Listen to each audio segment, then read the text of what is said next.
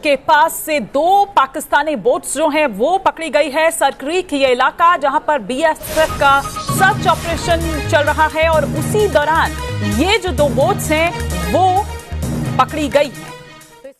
इसी न्यूज आज दिन मीडिया में हेडलाइंस बनती है और न चाहते हुए भी न जाने कितने फिशरमैन अपनी जिंदगी को नर्क में ढकेल देते हैं। अब इन फिशरमैन के द्वारा ये बाउंड्री क्रॉस करने का मेन रीजन क्या है? इसका मेन रीजन है 96 किलोमीटर वर्ग स्क्वायर का एक क्षेत्रफल सरक्रीक में क्लियर बाउंड्री निर्धारित न होने के कारण ये फिशरमैन भटक जाते हैं और अपने रास्ता भटकने के कारण दोनों ही देशों की सीमाओं पर नेवी के द्वारा ऑक्यूपाइड कर लिए जाते हैं। मुद्दे पर ज्यादा डिस्कस करूं उससे पहले इसके हिस्टोरिकल बैकग्राउंड को देख लेते हैं।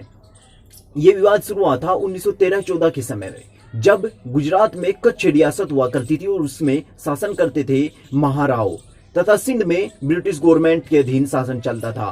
तो तत्कालीन सिंध प्रोविंस की सरकार और महाराव के बीच एक फौजदारी मामले को लेकर इस क्षेत्र में विवाद शुरू हुआ था, लेकिन उसे तत्कालीन ब्रिटिश गवर्नमेंट की बॉम्बे गवर्नमेंट रेजोल्यूशन के द्वारा सोल्व कर दिया गया था और उसकी सीमा 24 डिग्री चैनल के पश्चिमी हिस्से को निर्धारित कर दी गई थी, लेकिन पुराने डॉक्यूमेंट्स के अकॉर्डिंग वो सीमा मिडिल में थी।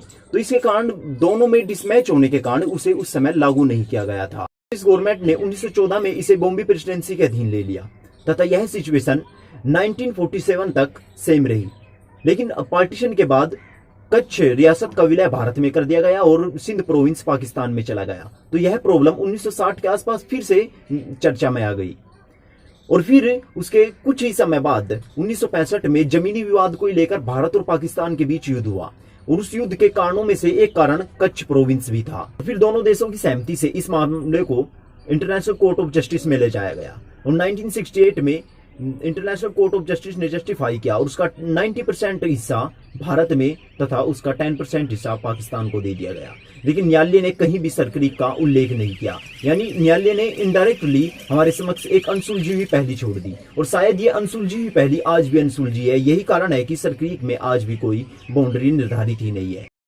मेन सोल्यूशन क्या है वो आप कमेंट सेक्शन में लिख सकते हैं। और दोस्तों, अगर आपको वीडियो कुछ भी इंफॉर्मेटिव लग रही है तो आप चैनल को सब्सक्राइब कर सकते हैं। बाकी मैं आपसे फिर से मुलाकात होगी, तब तक के लिए सब